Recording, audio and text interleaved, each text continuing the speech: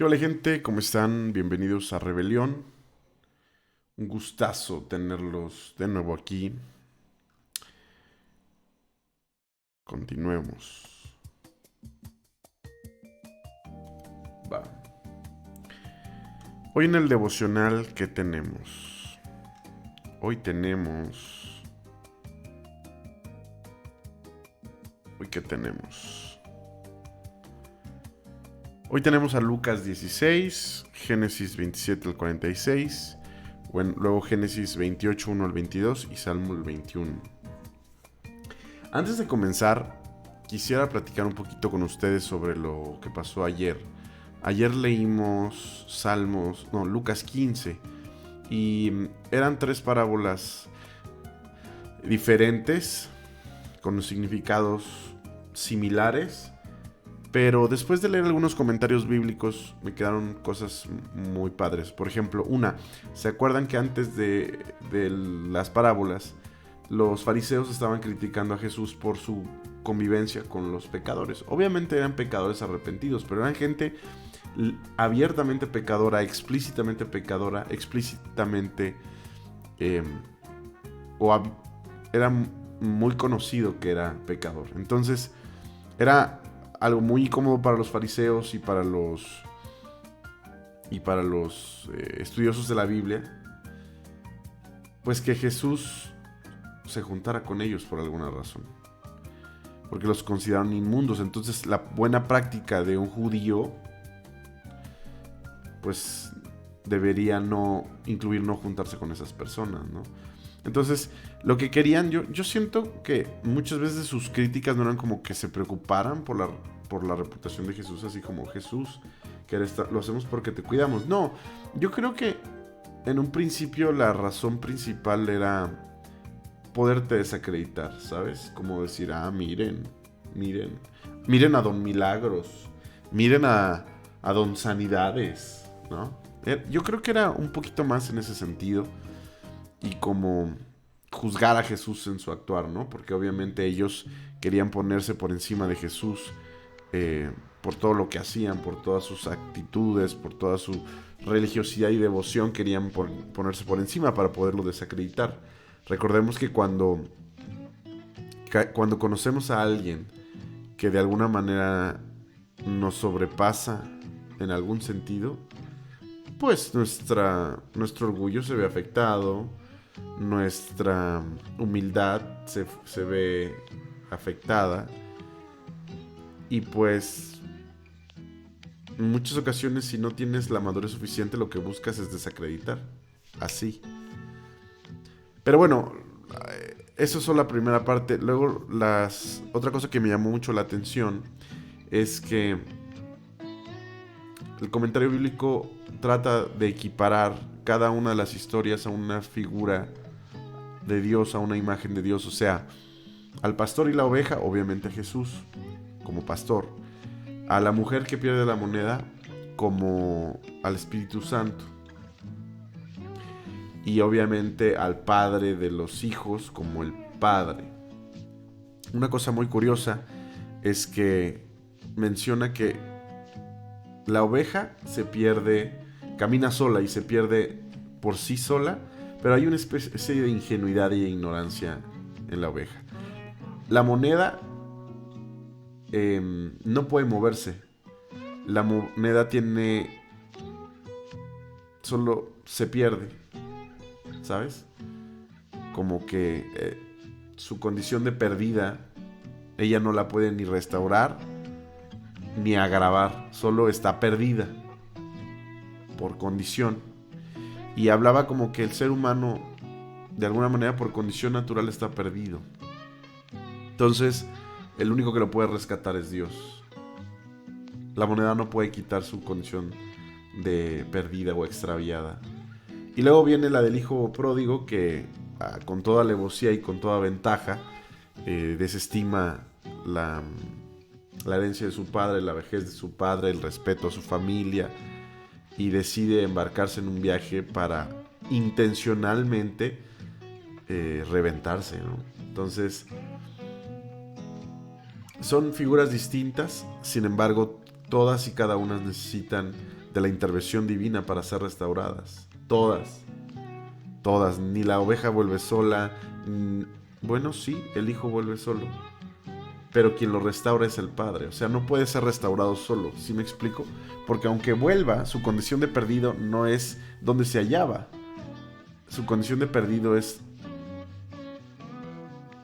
la desgracia hasta donde llegó. Y el rechazo a su padre. Esa era su condición de perdido. Entonces quien lo restaura es papá de todos modos. Quien encuentra la moneda es la mujer, que es el Espíritu Santo. De acuerdo a una analogía, no es porque el Espíritu Santo sea mujer. Y quien encuentra a la oveja es el pastor, y quien la restaura es el pastor. Entonces se me hace muy interesante. Y mencionaba un detalle que me gustó mucho. El hijo mayor del padre decide no entrar en el gozo de su papá. Y evidentemente son personas religiosas. Pero dice el comentario que lo está apuntando totalmente a los fariseos y a los ¿cómo se llama? A los religiosos del momento. Y que es imposible que alguien disfrute el gozo de papá si no está dispuesto a reconocerse igual de pecador que su hermano. No de pecador, que es por gracia que está ahí.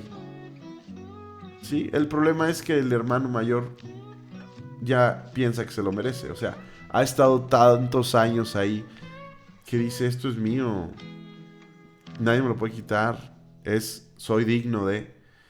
Y ese es el problema. Ese es el problema de pensarnos dignos. Cuando nos pensamos dignos, aunque pudiésemos tener, como en el caso de los judíos, cierta herencia, cierto linaje de parte de Abraham, no iban a entrar en el reposo de su Señor, que era la salvación, que era conocer a Cristo, que era adquirir el Espíritu Santo. Pero creo que el primer pecado, el primer error del hijo mayor es, 1, pensarse merecedor.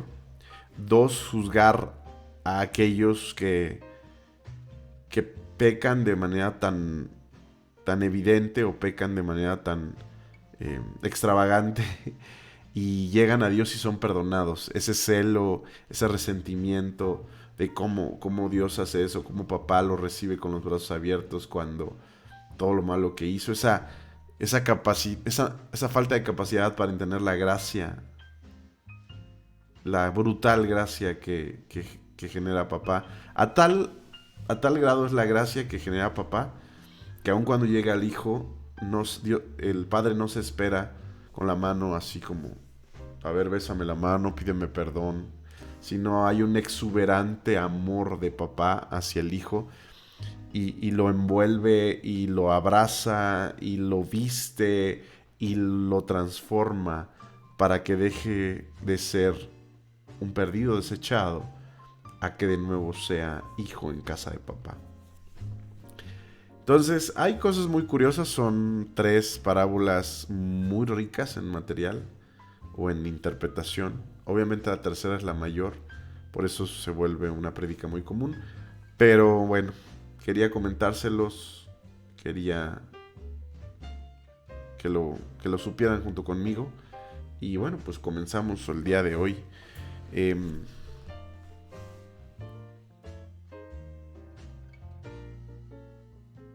Vamos a darle.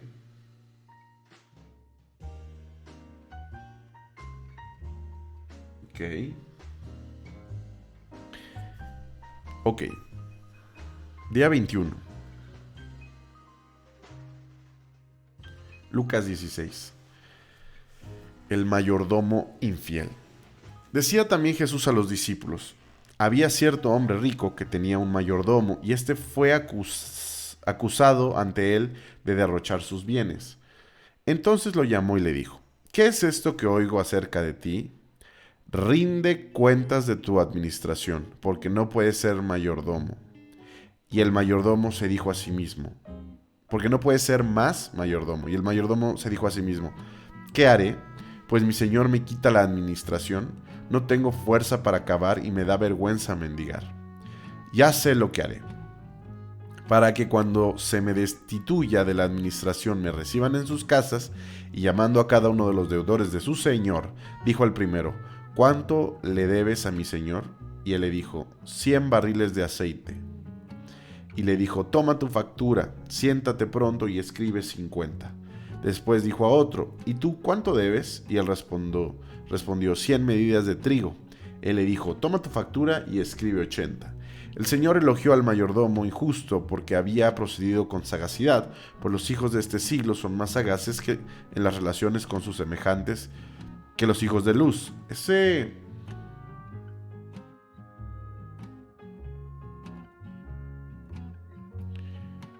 ¿Cómo?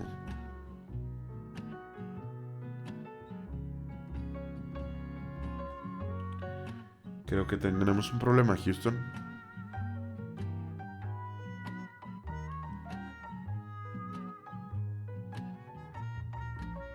Luego así pasa. A ver, perdónenme. Ahorita vuelvo. Ya volví. Perfecto.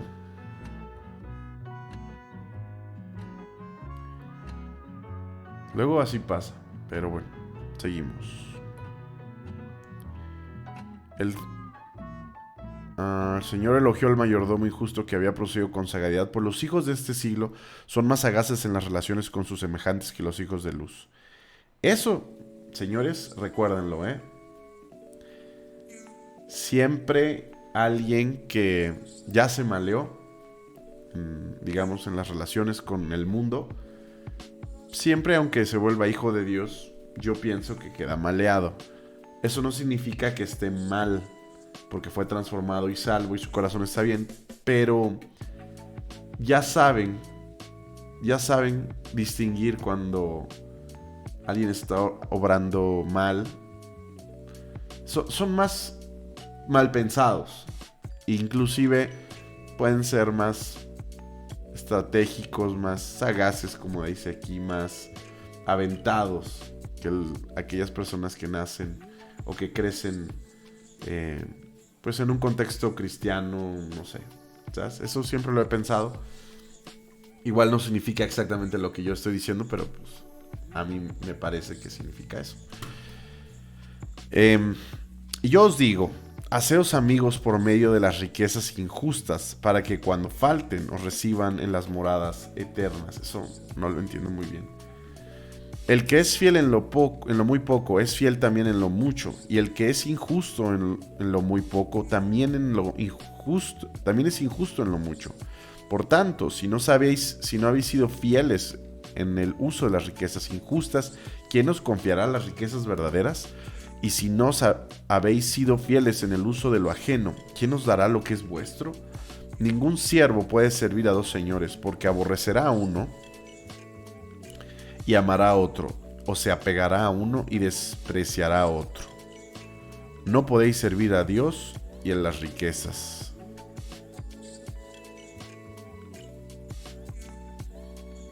Qué bruto, ¿eh? Muchísimo oro aquí.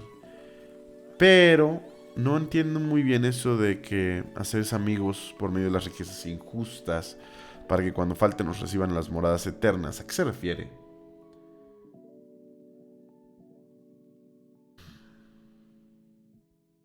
Fácil. Parábola del mayordomo injusto. Ay, no estaban viendo mi pantalla, ¿verdad? Bueno, de todos modos, no pasa nada. Vamos a leer el comentario bíblico de William MacDonald. El Señor Jesús pasa ahora de los fariseos y escribas a sus discípulos para darles una lección de administración. Está generalmente admitido que esta sección es una de las más difíciles de Lucas, ¿ya ven? O sea, aún a mí se me dificulta. Si se me dificulta a mí y a mucha gente. La razón de la dificultad es que la historia del mayordomo injusto parece encomiar la falta de honradez. Encomiar. A ver, ¿qué es encomiar? Encomiar. Parece como que alcahuetear, ¿no? encomiar, alabar con empeño o una persona o cosa así, como elogiar. Sí, porque de alguna manera, sabiendo que te van a correr y haces cuentas malas, o sea, si tú sabes que te van a correr, pero tú tienes cierto poder de negociación con clientes, con proveedores, estamos pensando en un empleo, y obviamente bajarle el precio, por así decirlo, favorecer a tus clientes o a tus proveedores a sabiendas de que después puedes pedirles trabajo a ellos, es fraude. Es fraude porque estás fraudeando a la empresa de donde estás a punto de salirte. De hecho, yo creo que es por una de las razones que en muchas empresas, cuando te van a correr, el mismo día te llegan con policía y te quitan la compu para que pues, no hagas alguna daga en la que te quieras beneficiar afuera. Pero bueno, X.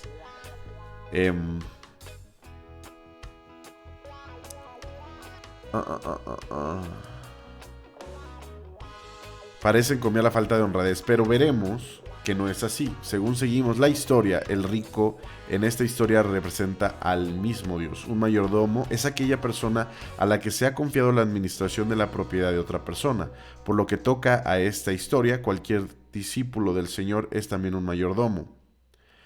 Este mayordomo en particular fue acusado de disipador de los fondos de su señor, fue llamado a rendir cuentas y se le notificó que iba a ser despedido. El 16:13 al 6. El mayordomo pensó con rapidez, se dio cuenta de que había de proveer para su futuro, pero era demasiado mayor para dedicarse a labores físicas y era demasiado orgulloso para mendigar, aunque no demasiado orgulloso para robar, ya ven. Como iba él a proveer a su seguridad social y pensó en un plan mediante el que se ganaría amigos que serían luego bondadosos con él cuando tuviese necesidad. El plan era este. Fue a uno de los clientes de su amo y preguntó cuánto le debía. Cuando el cliente dijo que 100 barriles de aceite, el mayordomo le dijo que pagase 50 y que la deuda se consideraría saldada. Otro cliente debía 100 medidas de trigo. El mayordomo le dijo que pagase 80 y él marcaría la factura como pagada. La parte chocante de esta historia aparece cuando el amo alaba al Señor por haber obrado sagazmente. Porque iba alguien a aprobar tal falta de honradez. Lo que el mayordomo había hecho era injusto. Los versículos que siguen muestran que el mayordomo no recibió el encomio por su actuación tortuosa, sino más bien por su previsión. Había actuado con prudencia, miraba hacia adelante y hacía provisión para el futuro. Sacrificaba los bienes presentes para conseguir una compensación en el futuro. Al aplicar esto a nuestras propias vidas, hemos de tener sin embargo un punto muy claro. El futuro del Hijo de Dios no está en esta tierra, sino en el cielo. Así como el mayordomo tomó pasos para asegurar que tendría amigos aquí abajo durante su retiro, del mismo modo el cristiano debería emplear los bienes de su Señor de tal manera que se asegure una fiesta de bienvenida cuando llegue al cielo. El Señor dijo: los hijos de este siglo son más sagaces en el trato con sus semejantes que los hijos de luz.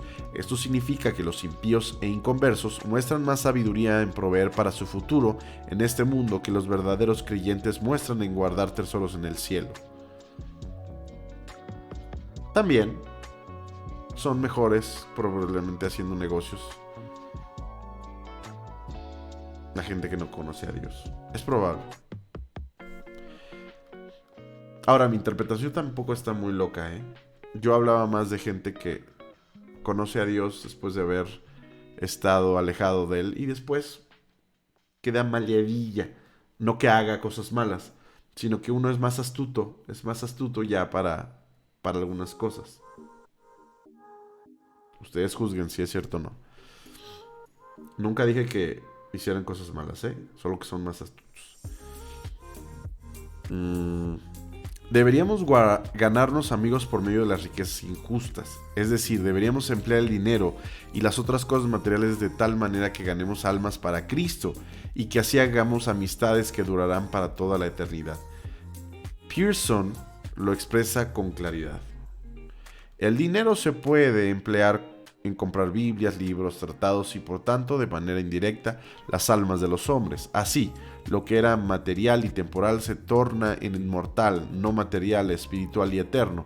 Aquí tenemos a un hombre que tiene $100, puede gastárselo todo en un banquete o una fiesta nocturna y al día siguiente no tendrán nada por todo ello. En cambio, puede comprar Biblias a $1, comprar 100 copias de la palabra de Dios, luego la siembra de manera juiciosa como semilla del reino, y esta semilla germinará en una cosecha, no de Biblias, sino de almas. De aquello que es injusto ha hecho amigos inmortales, que cuando él abandona su vida terrenal, le reciben en moradas eternas. Así está en la enseñanza de nuestro Señor. Mediante la prudente inversión de posesiones materiales, podemos tener parte en la bendición eterna de hombres y mujeres. Podemos asegurar que cuando lleguemos a las puertas del cielo, habrá un comité de bienvenida de aquellos que fueron salvados por medio de nuestros abnegados dones y oraciones. Estas personas nos expresarán su gratitud diciendo: tú fuiste quien me invitaste aquí. ¡Wow! Hasta se me... ¡Wow! Darby comenta: el hombre en general es mayordomo de Dios, y en otro sentido y en otra forma Israel era mayordomo de Dios, puesto que en la viña de Dios, habiéndoseles confiado la ley, las promesas, los pactos, el culto, pero en todo esto se describió que Israel había disipado los bienes de Dios. El hombre, contemplado como mayordomo, ha resultado plenamente infiel. Ahora bien, ¿qué se debía hacer? Dios aparece y en gracia soberana torna en medio del fruto celestial aquello que el hombre ha abusado en la tierra. Las cosas que en este mundo están en manos del hombre no deben ser empleadas para el presente goce de este mundo, que está totalmente apartado de Dios, sino con vistas al futuro. No hemos de tratar de poseer las cosas ahora, sino que por el recto uso de estas cosas hemos de hacer provisión para otros tiempos. Es mejor darlo todo a un amigo para otro día que tener el dinero ahora. El hombre aquí abajo ha ido a la destrucción. Ahora, por ello mismo, el hombre es un mayordomo fuera de sitio.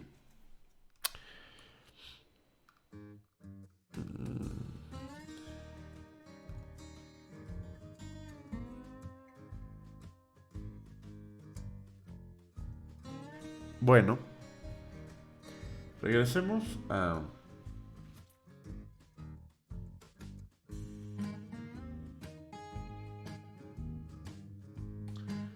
Regresemos a la Biblia.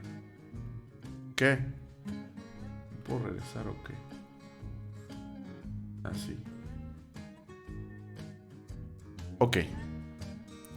Haceos amigos por medio de las riquezas injustas, para que cuando falten, os reciban en las moradas eternas. Ok, yo siempre había entendido que era como que podíamos hacer uso de nuestras riquezas materiales en el mundo para buscar que nos abrieran paso otras personas en el cielo, y eso me causó siempre mucho conflicto. Pero lo que realmente está diciendo, de acuerdo al comentario bíblico de William MacDonald, simplemente es que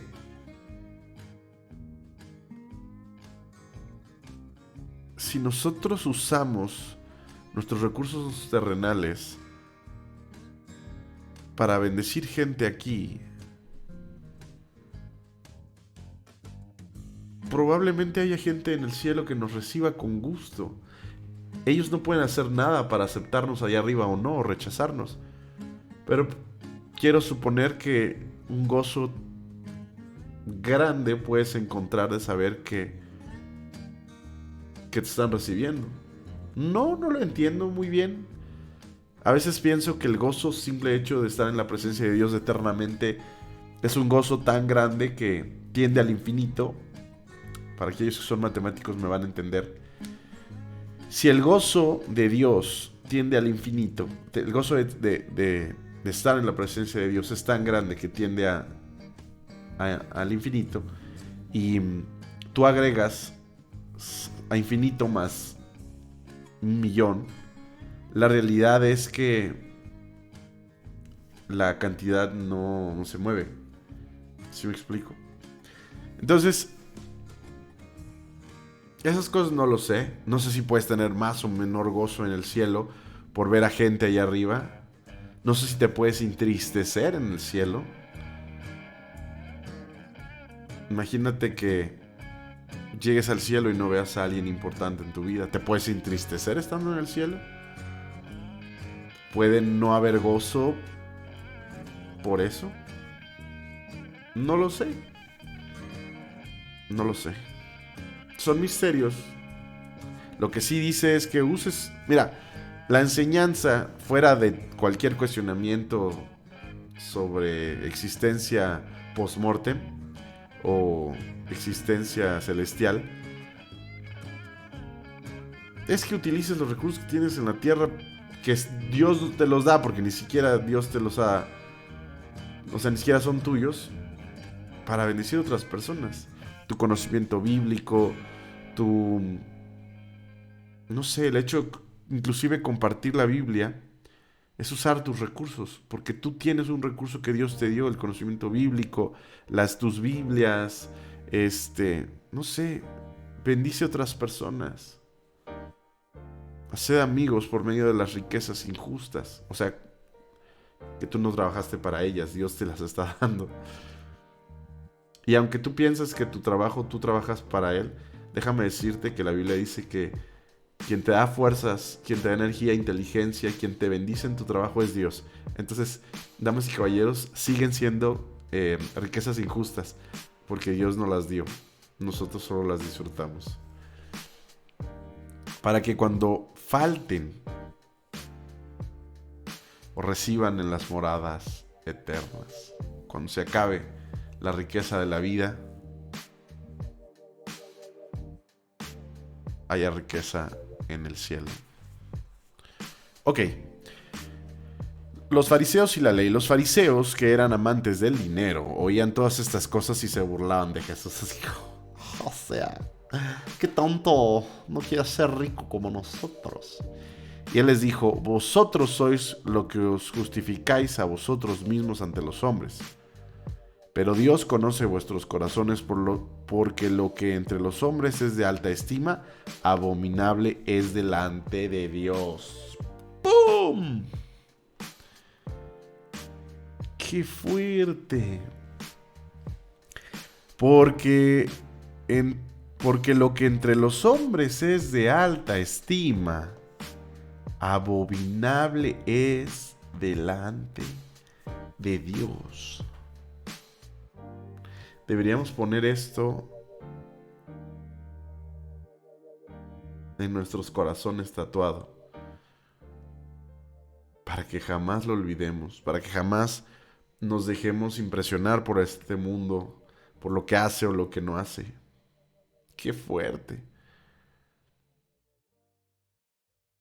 ¡Wow! La ley y los profetas se proclaman hasta Juan. Desde entonces se anuncian las buenas nuevas del reino de Dios y todos se esfuerzan por entrar en él. La ley y los profetas se proclaman hasta Juan. Desde entonces se anuncian las buenas nuevas del reino de Dios y todos se esfuerzan por entrar en él. Pero más difícil es que el cielo y la tierra pasen, que un ápice de la ley deje de cumplirse. Todo el que se divorcia de su mujer. Oh, pues, ¿y este tema de dónde lo sacó? Todo el que se divorcia de su mujer y su casa y se casa con otra comete adulterio, y el que se casa con la que está divorciada del marido comete adulterio. No entendí la conexión.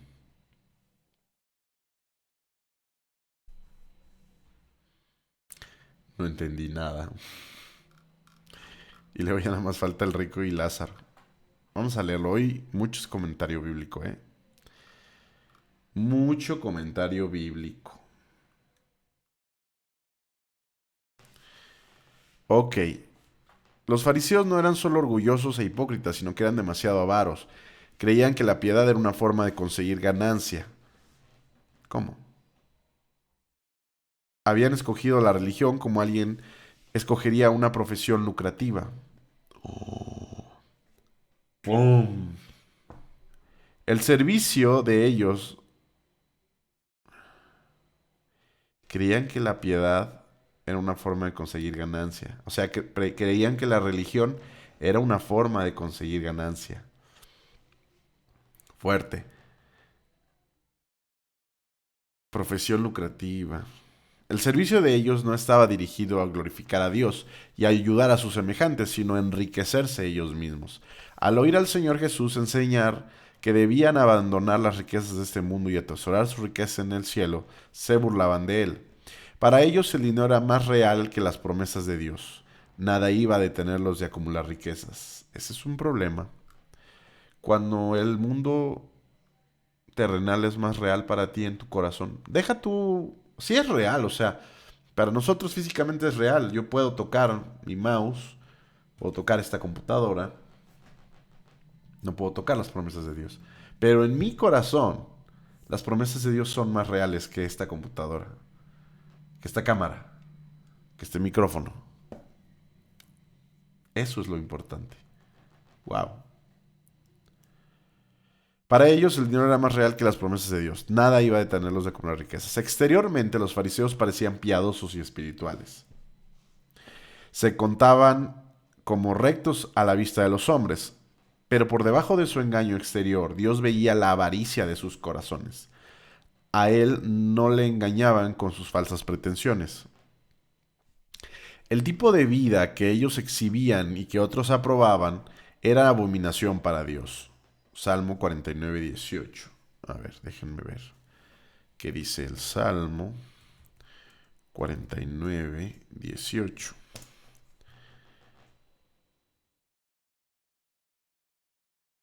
Uy, está un poco lento esto.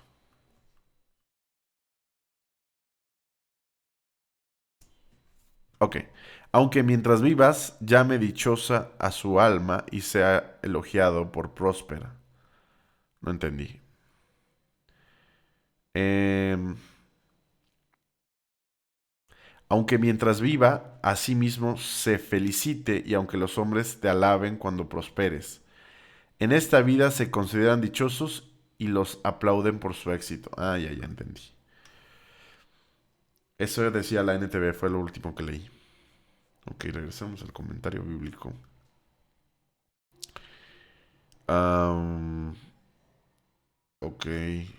El tipo de vida que ellos exhibían y que otros aprobaban era abominación para Dios. Ellos se consideraban personas de éxito porque combinaban una profesión religiosa con riquezas financieras, pero para Dios eran adúlteros espirituales. ¡Boom! Profesaban amar a Jehová, pero en realidad su Dios era Mamón, las riquezas. Era el nombre de un Dios de la antigüedad, del Dios del dinero, por eso Dios Mamón. Vaya que me da risa esa palabra. Es muy difícil comprender la continuidad de los versículos 16 y 18. Ay, qué bueno que no solo soy yo.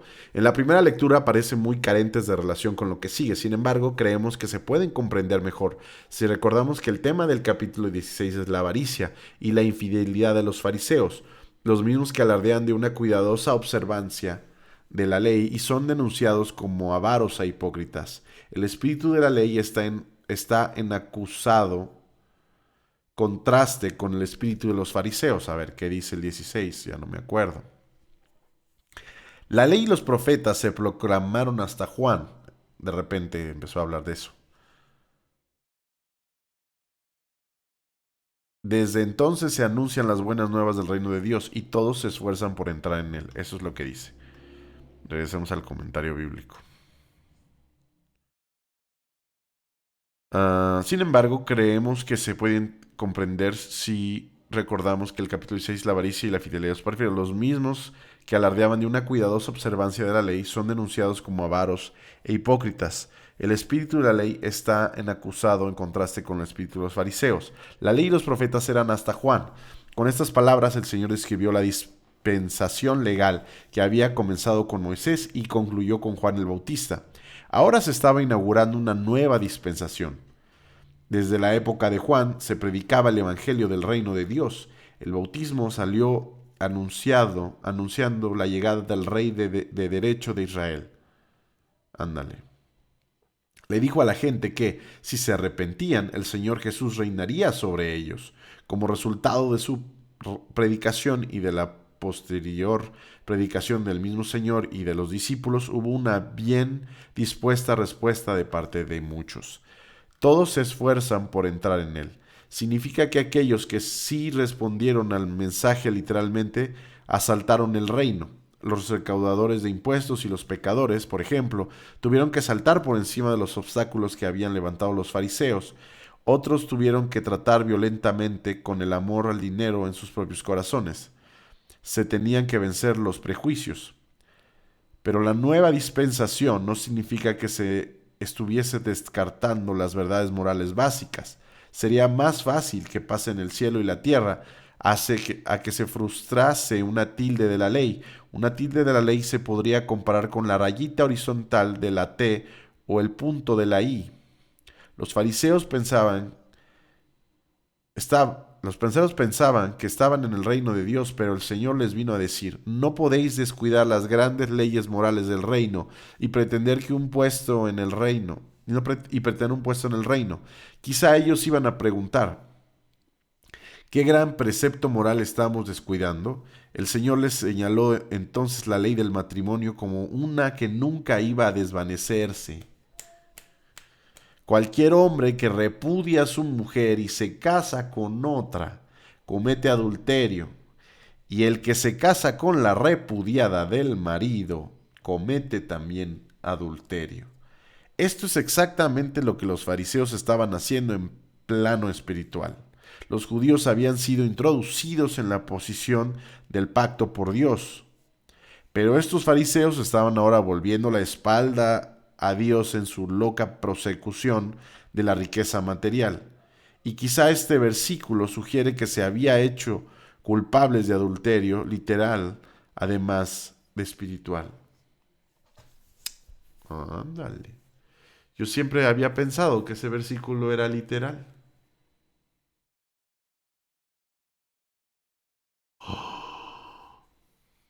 Bueno, eso es una interpretación, ¿no? Un comentario bíblico de William MacDonald.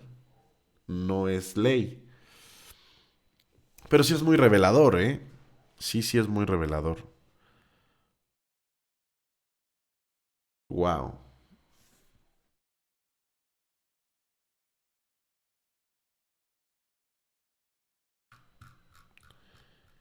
wow, wow, señores, wow. Ok, continuamos. Wow. La ley y los profetas se proclaman hasta Juan. Desde entonces se anuncian las buenas nuevas del reino y todos se esfuerzan por entrar en él. Mm,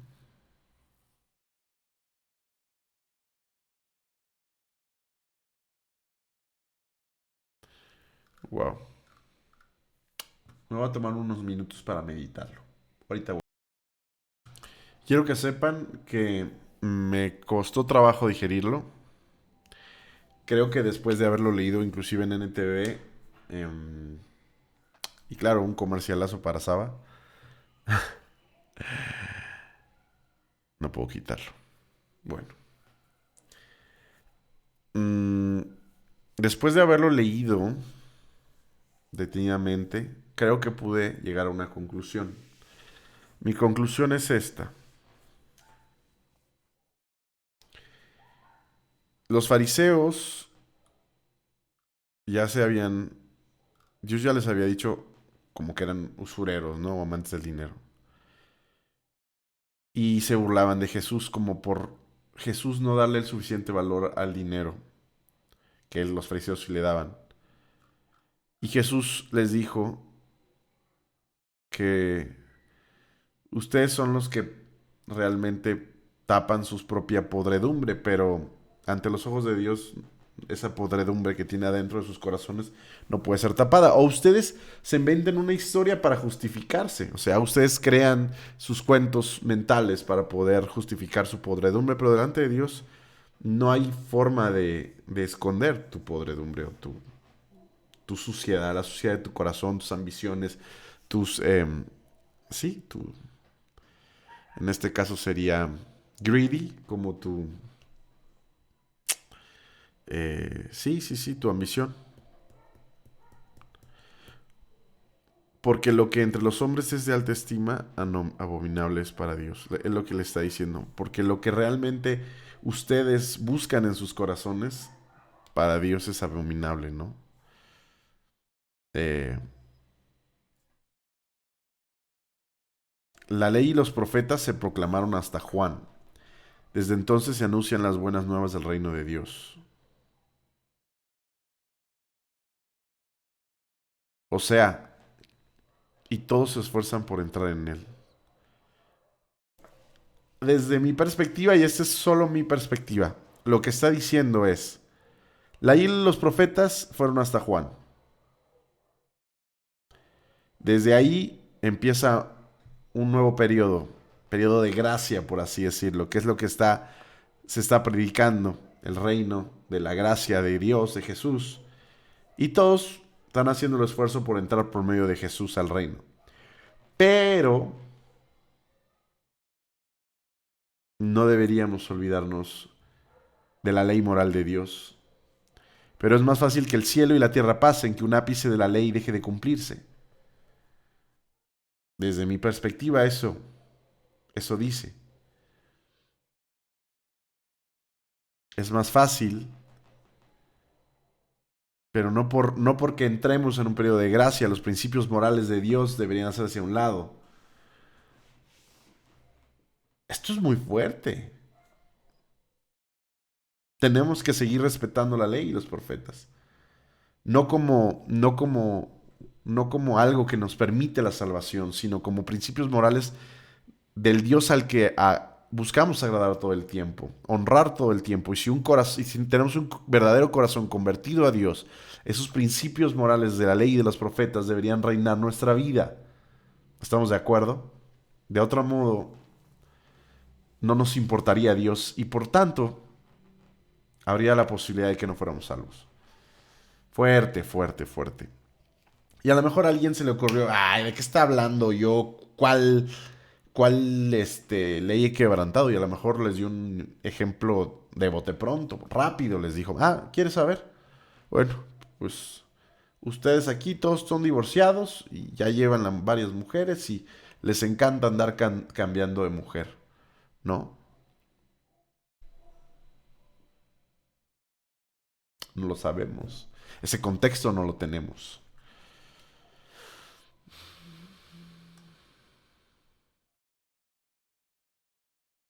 Wow, qué fuerte. Wow. Muy, muy, muy enriquecido, este día. Mis respetos. No acabamos todavía. El rico y Lázaro. Había cierto hombre rico que se vestía de púrpura y lino fino, celebrando cada día fiestas con esplendez. Y un pobre llamado Lázaro yacía a su puerta cubierta de llagas, ansiando saciarse de las migajas que caían de la mesa del rico. Además, hasta los perros veían y le lamían las llagas. Y sucedió que murió el pobre y fue llevado por los ángeles al seno de Abraham, y murió también el rico y fue sepultado. En el Hades alzó sus ojos, estando en tormentos, y vio a Abraham a lo lejos y a Lázaro en su seno. Y gritando dijo, Padre Abraham, ten misericordia de mí y envía a Lázaro para que moje la punta de su dedo en agua y refresque mi lengua, pues estoy en agonía en esta llama. Pero Abraham le dijo, Hijo, recuerda que durante tu vida recibiste tus bienes y Lázaro igualmente males, pero ahora él es consolado aquí y tú estás en agonía. Y además de todo esto, hay un gran abismo puesto entre nosotros y vosotros, eh, de modo que los que quieran pasar de aquí a vosotros no pueden y tampoco nadie puede cruzar de allá a nosotros. Entonces él dijo, te ruego, pues, padre, que lo envíes a la casa de mi padre, pues tengo 5 hermanos, de modo que los prevenga, para que ellos no vengan también a este lugar de tormento. Pero Abraham dijo, ellos tienen a Moisés y a los profetas, que los oigan. Y él dijo, no, padre Abraham, sino que si alguno va de entre los muertos, se arrepentirán. Mas Abraham le contestó, si no escuchan a Moisés y a los profetas, tampoco se persuadirán si alguno se levanta de entre los muertos. Esta es interpretación mía. El hombre rico son los fariseos y los escribas de la ley. Gente rica, acuérdense del Sermón del Monte, bienaventurados los pobres en espíritu, porque de ellos es el reino de los cielos. Aquellos que no tienen nada que ofrecer a Dios para ser salvos, aquellos que reciben la gracia en plenitud, a sabiendos de que solo la gracia les daría salvación. Los ricos son los que tienen cosas que ofrecer a Dios, y lo digo entrecomillados, son personas que dicen, Señor, por mis méritos soy salvo, por mi actuar soy salvo, por mi actitud soy salvo, por ser un bienhechor soy salvo, por mi bondad soy salvo. Ya nada más tú fírmame el mero trámite, ¿no? Casi ni te ocupé. Eso, la religiosidad, una santidad, una autosantidad falsa, es lo que nos puede hacer quedar fuera del reino de los cielos. Y es muy explícito, porque todos esos ricos espirituales terminarán en el Hades, como lo dice, o bueno, según la parábola. Y aquellos que eran pobres y que mendigaban y que se sabían necesitados de Dios, que no había en ellos recurso ninguno más que la gracia de Dios, en esperanza para ser salvos, eran los que iban a estar en el seno del Padre Abraham, o sea, en el cielo. No entremos en detalles teológicos para el seno de Abraham y bla, bla, bla. Y aquí lo muy chistoso, bueno, no lo chistoso, es muy interesante, que este tipo, el rico, le dice, manda a Lázaro a que me refresque, y le dice, no, bueno, no se puede. Ahí nos está dando Dios una visión muy importante o muy clara de las condiciones probables de la relación cielo-infierno. No se puede traspasar, o sea, ya, una vez que te quedas de un lado, no hay de otra. La Biblia dice, porque es necesario que el hombre comparezca delante de Dios y el hombre muera una sola vez y después de esto el juicio. ¿Qué significa? No hay cambios. Una vez que haya sido muerto y destinado o a pasar la eternidad con Dios o a pasar la eternidad excluido de Dios, que ese es el Hades realmente. El Hades es pasar una eternidad excluido de la presencia de Dios. Ya no hay cambios. Esta es una forma de darnos luz sobre la eternidad muy didáctica, muy clara. Ahora, después le dice, ok, no podemos cruzar, está bien, ya. Manda a Lázaro a hablarle al resto de los ricos de mi familia para que se den cuenta. A ver, aquí dice, entonces te ruego que padre que envíes a la casa de mi padre, pues tengo 5 hermanos, de modo que los prevenga para que no vengan también a este lugar de tormento. ¿De qué los debe prevenir? O sea, ¿qué quieres que les diga? Esa sería mi pregunta. Y Abraham le dijo, ellos tienen a Moisés y a los profetas que los oigan. Y les dijo, no padre Abraham, sino que si alguno va a ellos de entre los muertos se arrepentirán. La ley y los profetas ayudaban al hombre a que le quedara claro que la salvación no venía por medio de sus actos, que era suficientemente pecador en todo el momento y en su corazón, era suficientemente pecador y suficientemente tenía una condición mala en su corazón para que entendiera que necesitaba un Salvador. Pero este hombre le dice, no van a entender, ellos piensan que pueden truquear o que la ley no les aplica o piensan que no necesitan un Salvador. Entonces le dice, no, padre Abraham, sino que si alguno va de ellos entre los muertos se arrepentirán. O sea, ve y impresiona, los ve a ellas y un acto, un milagroso para que ellos puedan arrepentirse. Y Abraham le dijo, que seguramente esta es la versión de Dios, si no escucharon a Moisés y a los profetas, tampoco se persuadirán si alguno se levanta entre los muertos. Jesús se levantó de entre los muertos. Y te voy a ser honesto, les voy a ser honesto. Los judíos no se persuadieron. Les estaba dando una pista de lo que iba a suceder. Y también les estaba diciendo lo que iba a pasar también. O sea, les estaba dando una pista de lo que él iba a hacer, que él iba a morir a resucitar. Pero también les dijo, les contó que no, eso no les iba a ayudar, porque sí lo iba a hacer. Wow.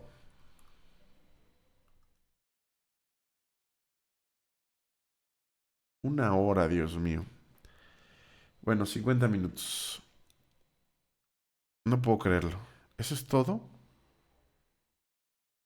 Y Rebeca dijo a Isaac, estoy cansada de vivir a causa de las hijas de Ed. Si Jacob toma mujer de las hijas de Ed, como estas, de las hijas de esta tierra, ¿para qué me servirá la vida? ¿Cómo? ¿Así nada más o qué?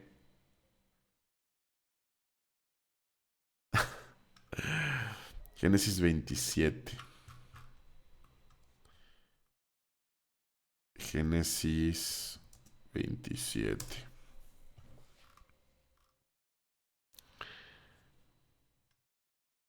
46. A ver, contexto. Jacob huye a Padán Aram. Ok, entonces Rebeca se enteró de los planes de Esaú y llamó a Jacob y le dijo, escucha, Esaú se consuela haciendo planes de matar. Ah, bueno, Rebeca había decidido advertir a su hijo de que, bueno, a su hijo menor que su hijo mayor quería matarlo al morir su padre y huye. Y nada más después, inmediatamente después, dice Rebeca le dijo a Isaac, estoy harta de estas mujeres hititas de aquí, o sea, de las esposas de Esaú.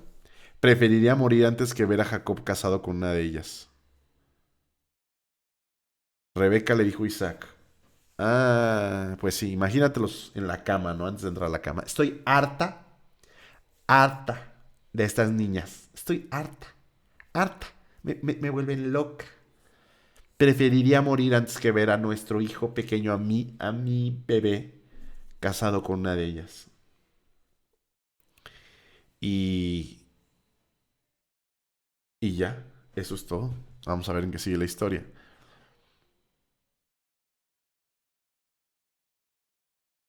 Y llamó Isaac a Jacob, lo bendijo y le ordenó diciendo, no tomarás mujer de entre las hijas de Canaán, levántate, ve a Padam Aram, a casa de Betuel, padre de tu madre, y toma de allí mujer de entre las hijas de Labán, hermano de tu madre.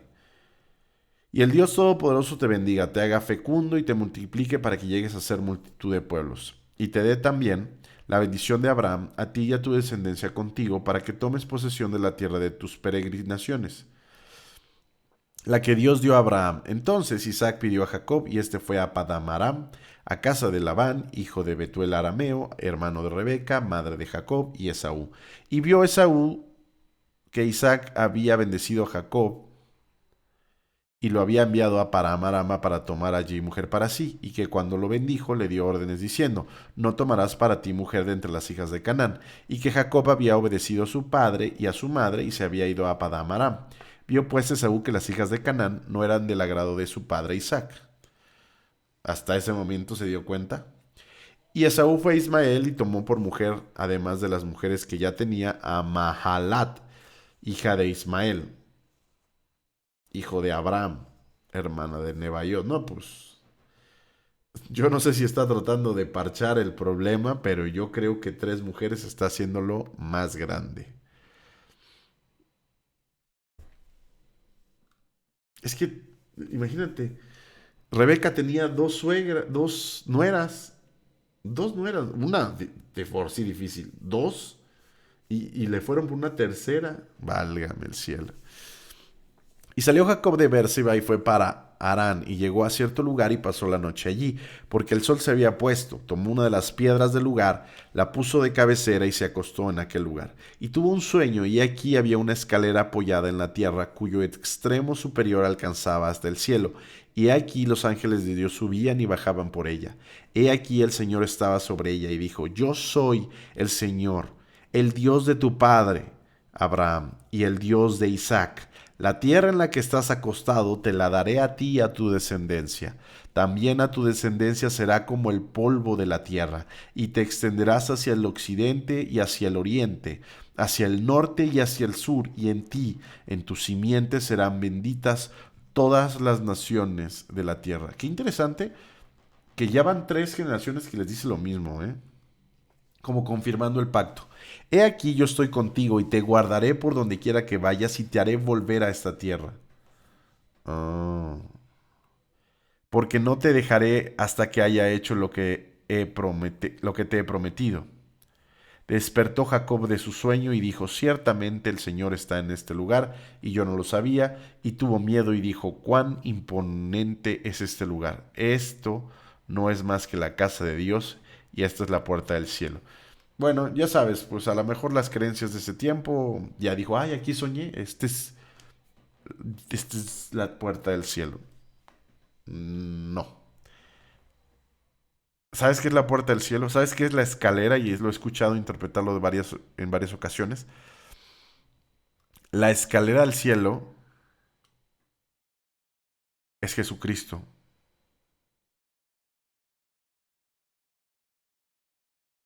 La escalera al cielo es Jesucristo.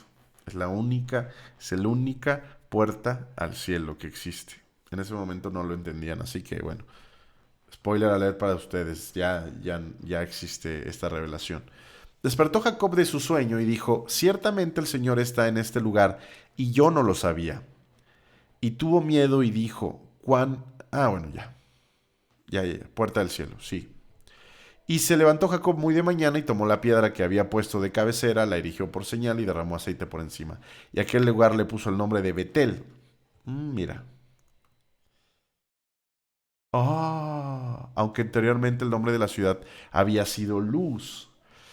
Entonces hizo Jacob un voto diciendo: si Dios está conmigo y me agrada y me guarda en ese camino en que voy y me da alimento para comer y ropa para vestir y vuelvo sano y salvo a casa de mi padre, entonces el Señor será mi Dios.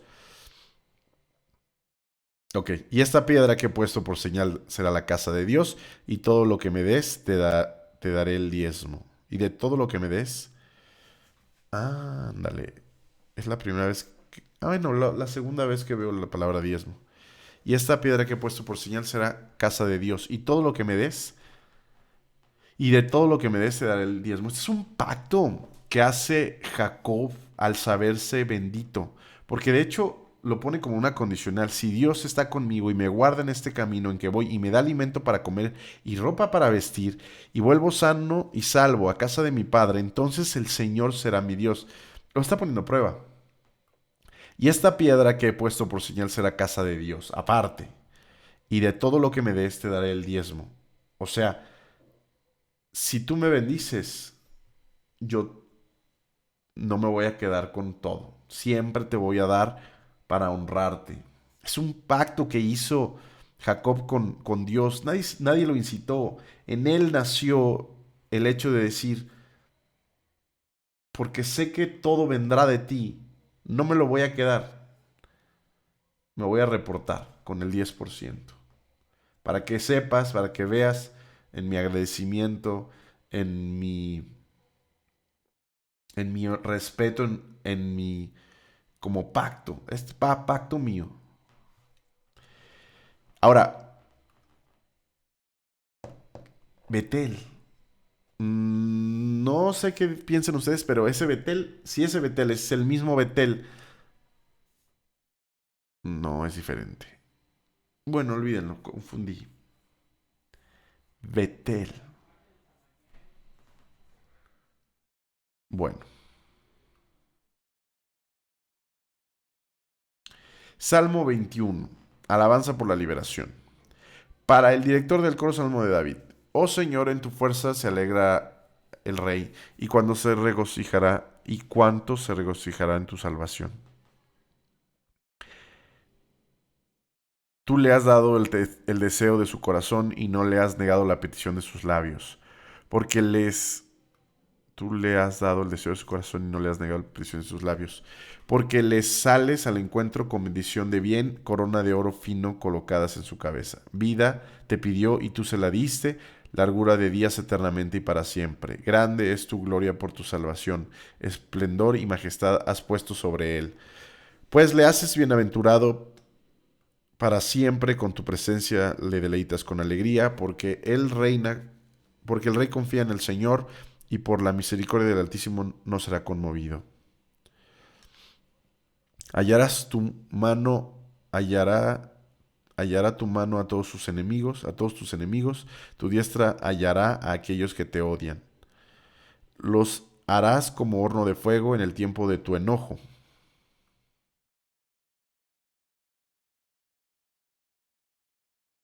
Los harás como horno de fuego en el tiempo de tu enojo. El Señor en su ira los devorará y fuego los consumirá. Su descendencia destruirás de la faz de la tierra y sus descendientes de entre los hijos de los hombres. Aunque intentaron el mal contra ti y fraguaron una conspiración, no prevalecerán. Pues tú los pondrás en fuga, apuntarás a sus rostros con tu arco, a sus rostros, o sea, la flecha les entra en la cara. Engrandécete, oh Señor, en tu poder y cantaremos y alabaremos tu poderío. O sea, échale ganitas para lucirte y nosotros te vamos a aplaudir. Señoras y señores, el episodio más largo que he grabado hasta el día de hoy, 1 hora, 1 minuto, me encantó. Por cierto, hoy demasiado contenido, em, demasiada interpretación, demasiadas cosas chidas.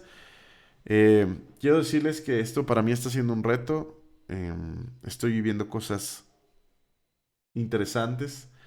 Leer la Biblia me ha sido una gran bendición de manera tan disciplinada por las cosas las que estoy viviendo. Honro a Dios en todo. Le agradezco por este momento, por las dificultades, por las bendiciones. Le honro por, por lo que puso en mi corazón y me permitió estar haciendo esto. Le agradezco por las vidas de cada uno de ustedes que nos ven y las vidas de todos los que están siguiendo el devocional en YouVersion. Y bueno, créanme que si al día 21 veo y siento tanta fe y tanta bendición de parte de Dios, no sabemos qué puede hacer Dios al día 365 de este devocional. Cuídense mucho, un fuerte abrazo para todos. Nos vemos mañana. Chao.